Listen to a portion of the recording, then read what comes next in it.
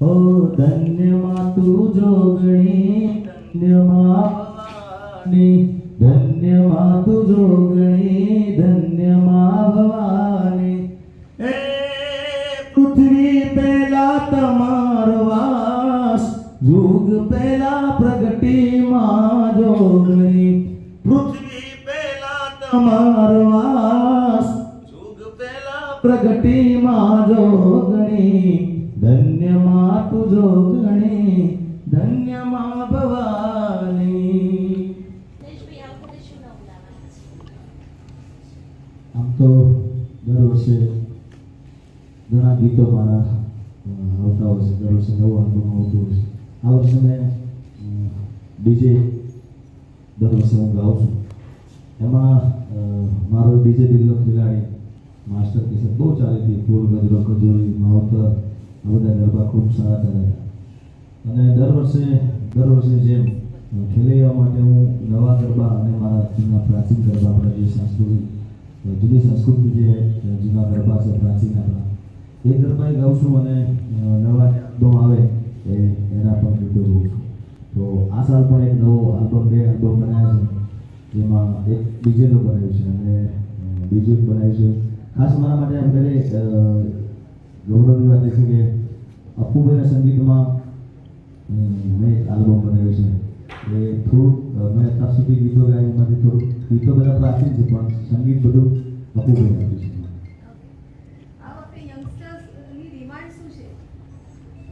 આમ તો જો કે મારા માટે ડિમાન્ડ લોકોની દેવ આપવાની ખાસ હોતા છે કે કોઈ કલાકાર જેને કોઈ બી કલાકાર પણ એના ગીતો જે ફેમસ થયા લોકો ખૂબ રાખતા હોય છે. એટલે એવું મારા જે ગીતો પ્રાચીન મેં જે ગાયેલા હોય અને એના સિવાય જે મેં દેવ આપવાના ગીતો ગાયા એ પણ લોકોને ખૂબ સાંભળવાનું છે.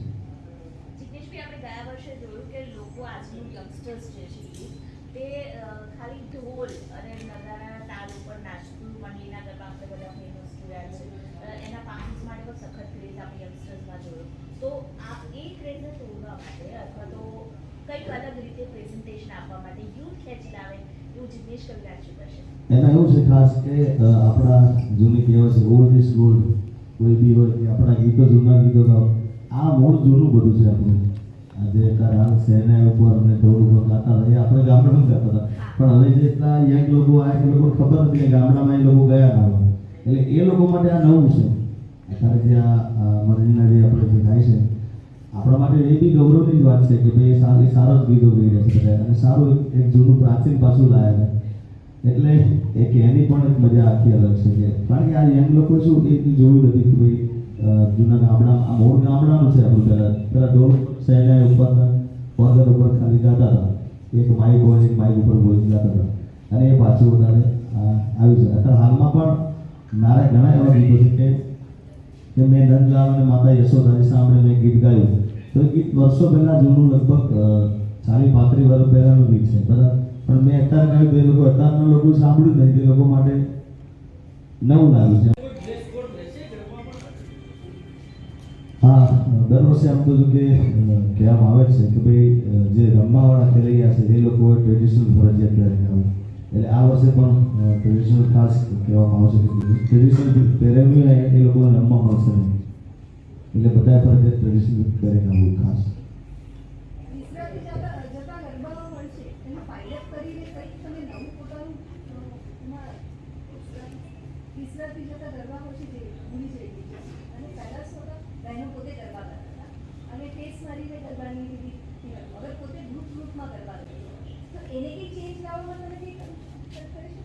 એમાં એવું છે કે આપણે પહેલાં બહેનો લોકો ગાતા પણ એનું કારણ એવું છે કે ગામડામાં બધા આજુ પાડોશી બધા એક વાસમાં રહેતા હોય કે પહેલાં એક જ જગ્યા પર રહેતા હોય તો બધા એક રહેતા. હવે આમાં આપણે હાલમાં કેવું છે કે ભાઈ 10 જણા નરોડાથી આવ્યા હોય તો 10 જણા બોપલથી આવ્યા હોય, 10 જણા બધા અલગ અલગથી આવ્યા હોય બરાબર. પેલા તો આપણે ગામડા ત્યાં એક જ લાઈનમાં બધા ગરબા કરતા એનું કારણ કે બધા એક જ ત્યાંના હતા બરાબર. કે એક જ ગામના હોય, એક જ સોસાયટીના હોય કે એક જ ત્યાંના મોહલ્લાના હોય.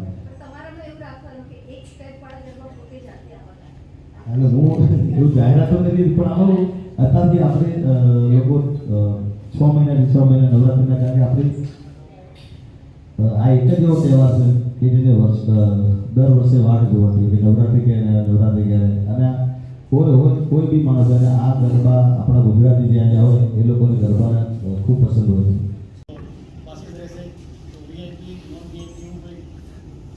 ના આમ તો બધું જરૂર છે, બધા સરખું રાખ્યું છે, પણ ખાલી ભાગ કયો પાડે છે કે જે ટ્રેડિશનલ વેર આવે એ લોકો રમવા મળશે, બાકી બીજા ટ્રેડિશનલ નહીં કર્યું એ લોકો માટે અલગ જગ્યા આવી છે.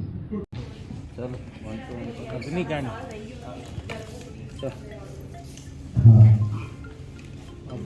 ખાસ મેં કીધું કે અપુભાઈના સંગીતમાં એકતા સાઉન્ડમાં મારું ટાઇટલ આવ્યું છે અને એમને ફર્સ્ટ વાર અપુભાઈએ સંગીત આપ્યું છે આમાં.